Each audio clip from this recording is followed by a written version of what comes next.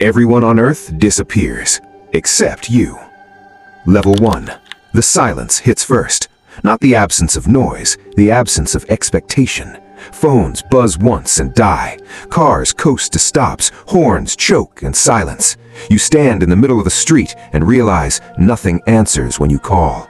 You check the crowd that should be there. Strangers gone, cars abandoned, coffee still steaming on sidewalks. A dog wails in the distance, no owner calls back.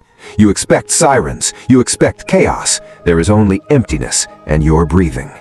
First hour, inventory.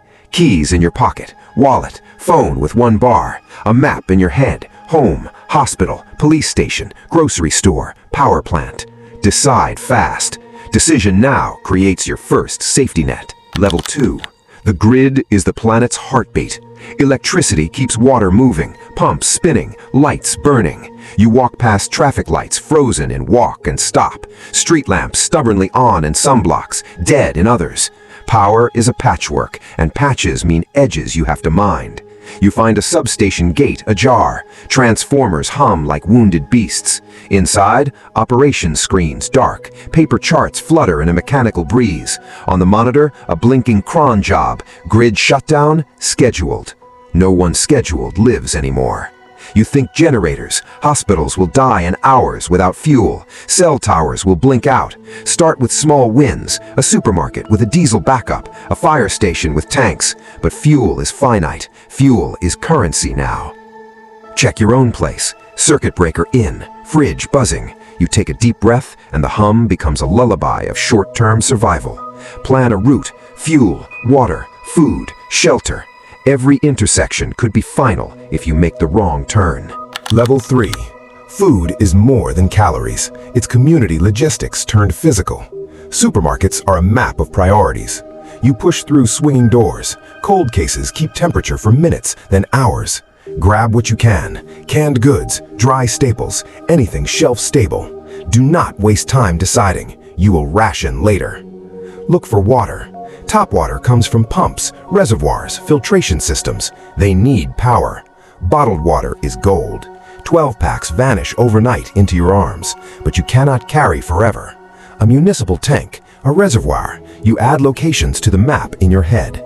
Food rot is the enemy of the second day. Fresh meat and dairy are liabilities now. Dry rice, beans, pasta, these are the backbone of your first plan. A manual can opener becomes a prized tool. Level 4. Loneliness is a living thing. It claws at your throat when the sun sets and you still hear nothing. At first, you fight practical tasks. They keep your hands busy and your head from fraying. You radio the airwaves, shouting into empty channels. You tape notes on doors. If you return, the paper flaps like hope. At noon, you hold a conversation with a cashier's mannequin and almost believe them. Your reflection becomes company. You laugh too loud and then realize you are testing your own sanity. Structure is medicine. Set tasks, wake, scavenge, secure, rest, repeat. Write the day's events down. Talk into a recorder. You must leave a trace for yourself and for anyone who comes back. There's a creeping paranoia, not from people, but from being the only one to blame. You imagine scenarios, contagious, rapture, mass disappearance. You hoard knowledge and then doubt it. Your mind becomes both your best tool and your most dangerous enemy. Level 5. Practical hazards are silent killers. Unattended fires spread. Gas lines leak. Unsecured doors invite elements and animals. You smell smoke and run toward it. A house burns where a family once was. You stamp at embers until your hands shake. No applause. Animals adapt faster than you think. Crows grow brazen. Dogs form packs. Livestock wanders at the edge of fields, calm, confused. Avoid confrontations. A startled horse can kill you by accident. Your rules? Avoid large crowds of animals, secure a fence or high ground, never sleep with open food. Level 6. Night comes like a verdict. You count the hours under the street lamp glow. Without grid stability, darkness is brutal and strategic. Find a well-lit, defensible location. A police station with power, a mall with glass skylights and food. Your home if it's safe. Barricade where you can. Use furniture. Use common sense. Noise discipline matters. A loud shout carries farther at night. Lights attract not just animals, but the attention of mechanical systems you don't understand.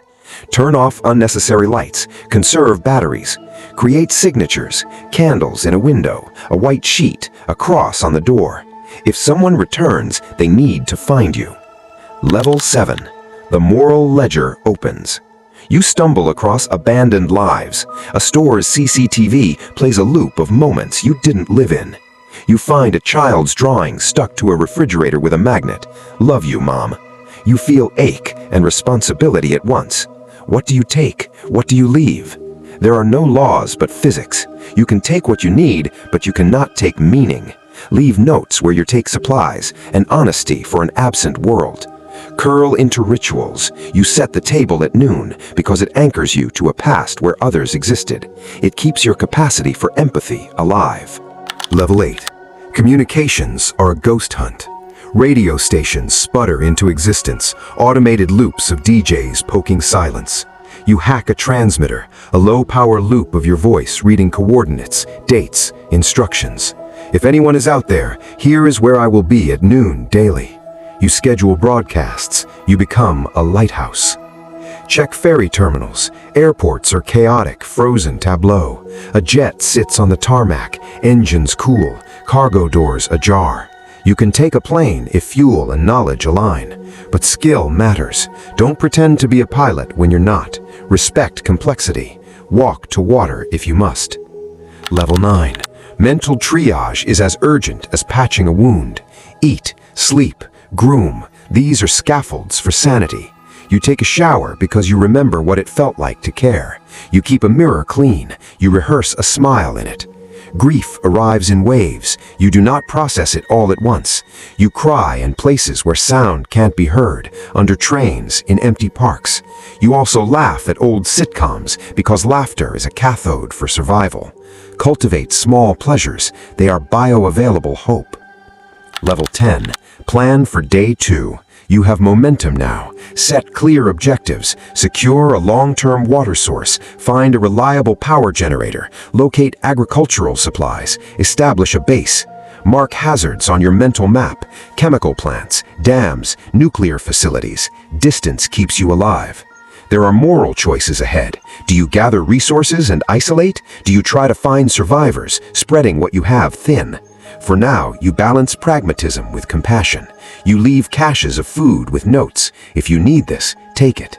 Small kindnesses are investments in humanity. Final beats. At dawn, the world breathes in, and you breathe with it. You stand at the edge of a bridge and look at the river, constant, indifferent. You are terrified. You are tired. You are alive. The first 24 hours are a test of priorities, not of prophecy. Power will fail in places. Food will rot. Loneliness will press. Your job is simple and impossible. Stay practical. Stay sane. Leave a path. You turn your voice on the radio again. You speak clearly into the hiss. If anyone can hear me, I am at the old train station at noon. I will leave food and water. I will leave a note. You sign your name. You mean it. End of day 1. You lock a door, blow out a candle, and whisper to the empty room, "Good night." It might be the last person to hear you say it. Tomorrow you awake and choose again. You are tired, but the map of survival grows. You are the last steward of a world that still breathes without an audience. You do not know what comes next. You know how to keep going.